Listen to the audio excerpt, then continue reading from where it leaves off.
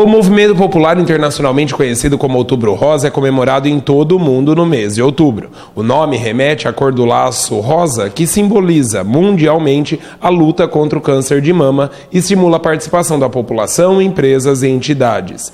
Esse movimento começou nos Estados Unidos, onde vários estados tinham ações isoladas referente ao câncer de mama, ou faziam mutirões de mamografia no mês de outubro.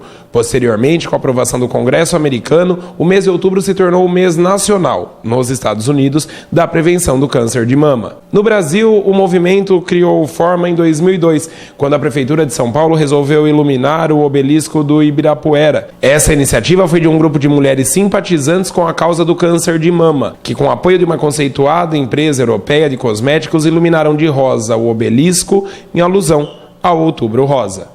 O Dr. Ramiro Teixeira Hernandes, que é médico ginecologista e obstetra formado pela USP de Ribeirão Preto e pós-graduado em gestão de saúde pela Universidade Gama Filho e pela Fundação Unimed, além de ser diretor da consultoria Hernandes e Matias, explicou qual a importância do movimento no mês e da prevenção do câncer. O câncer, na verdade, não é uma doença, é um grupo de doenças. Mas se a gente puder simplificar de uma maneira bem prática, a gente pode dizer o seguinte: nosso corpo é feito de uma série de tijolinhos. Vamos imaginar que esses tijolinhos, eles passem a se dividir e crescer de uma forma anárquica. Então é um crescimento desordenado desses tijolinhos, que além de crescerem de forma desordenada, eles podem também invadir outras partes do corpo. Isso é o câncer. Qual a diferença entre o câncer in situ e invasivo? O que é o câncer in situ? Lembra da história do tijolinho? Se a gente imaginar que a gente tem diversas camadas no nosso organismo, o câncer in situ é aquele que está restrito ao local onde ele começou. Então, quando eu pego um paciente que está com câncer in situ, eu tenho uma chance muito maior de cura. Se eu pego aquele paciente que daquele tijolinho já passou para outra parte, ou seja, já está invadindo novos terrenos, cada vez mais diminui mais a minha chance de cura. A prevenção sempre é importante e o câncer tem cura, né, doutor? Sim, hoje a maior da metade dos cânceres tem cura. Só que a cura, ela também tem a ver com a época que a gente começa o tratamento. E infelizmente a gente ainda vê muito isso no Brasil. O medo é tão grande de estar à frente da sua situação que as pessoas falam assim: não, eu não vou procurar médico, porque se eu não procurar médico eu não acho. E se eu acho, aí eu estou danado. Na verdade não é assim. E uma coisa importante também, particularmente agora que nós estamos na época do chamado Outubro Rosa, em que existe uma campanha nacional para a prevenção do câncer de mama, o câncer de mama, em verdade, ele não é prevenível. O que vocês estão fazendo quando procuram o auxílio do médico para se fazer o exame clínico, fazer a mamografia, é na verdade detecção precoce. Raras vezes a gente pega quando a doença ainda está na fase muito inicial, ou seja, nem saiu daquele primeiro tijolinho. Então o que se busca na verdade é a detecção precoce, é fazer o diagnóstico enquanto a chance de sobrevida chega a ser maior de 90%. Então, o medo de não ir atrás e fazer a prevenção talvez seja um dos maiores atrasos que a gente possa ter e um dos maiores prejuízos que qualquer pessoa pode ter em não se preocupar com essa questão. Quais são os outros sinais clínicos que podem fazer... A mulher que sente esses sinais deve procurar um médico, doutor? Então vamos lá. Primeiro conceito que a gente puder tirar daqui: ter o hábito e a cultura de se fazer os exames de rotina em todas as mulheres entre 40 e 70 anos, isso de rotina se a gente não sentir nada. Agora, se você tiver percebido um nódulo de mama, tem que ir atrás do médico. Boa parte dos nódulos de mama são nódulos benignos, ou ela acha que são nódulos e na verdade não são apenas um tecido glandular mais evidente. Outra coisa, alterações de pele como crostras na areola ou no mamilo. Alterações como, por exemplo, a pele fica diferente no sentido de que ela fica vermelha, ou fica baulada, ou fica retraída quando você compara um lado do outro.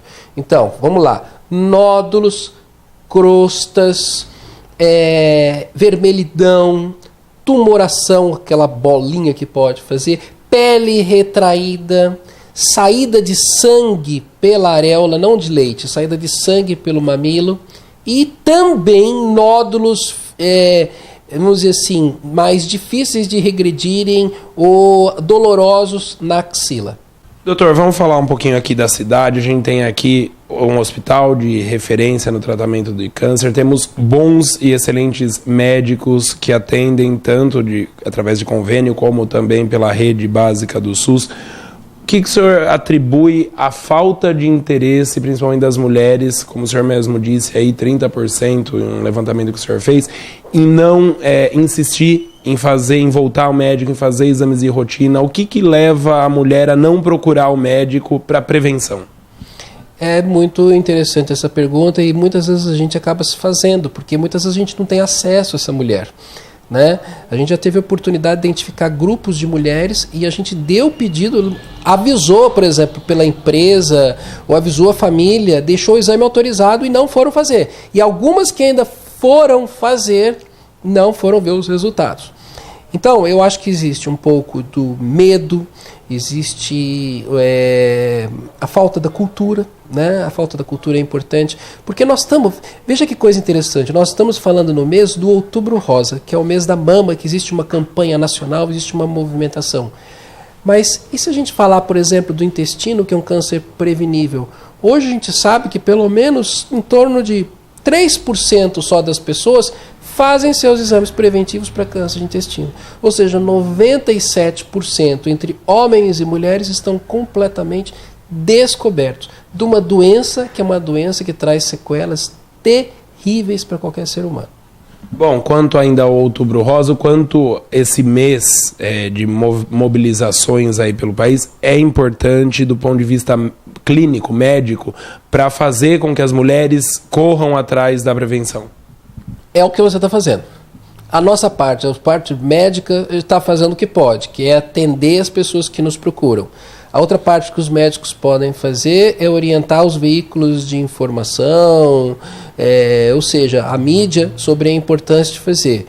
Agora, o papel de vocês, jornalistas, o papel daquelas pessoas que se preocupam com isso e levar essa comunicação, essa informação, é de suma importância. Talvez uma pessoa que não esteja escutando tudo o que você falou aqui, agora vendo o teu programa, fala assim, opa, eu vou lá. E quantas vezes eu já não atendi situações em como as pessoas falam, doutor, eu não sabia, eu tinha, eu fui e me curei.